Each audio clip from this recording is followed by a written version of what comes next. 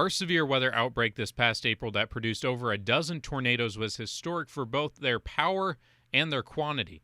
You see, tornadoes are fairly rare here in the Lowcountry, as National Weather Service meteorologist Ron Morales explains. In a season or in a year, we might issue 150 to 250 severe thunderstorm warnings versus less than a dozen tornado warnings. A good chunk of our tornadoes don't occur in spring, but rather autumn as hurricanes move on to land. That's why that tornado warning is there. We see this time and time again with tropical systems. In fact, it's rare for a hurricane to not produce tornadoes after landfall. Be surprised if a tornado warning comes out shortly. Okay, thanks, Josh. The majority of these don't form in the eye wall, but in the intense outer bands that can extend over 200 miles away from the storm's center, usually in the front right quadrant or to the northeast of the hurricane's eye. This sweet spot for hurricane development comes down to spin, or shear, at the surface.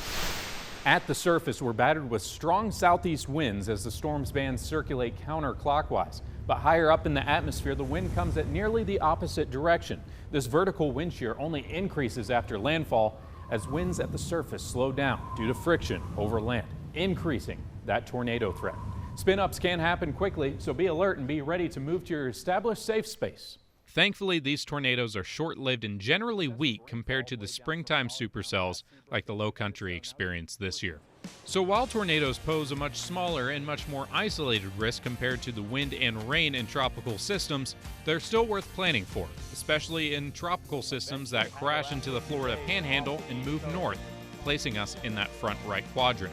This pattern with Irma in 2017 produced 4 tornadoes in the Charleston metro and 13 with Francis in 2004.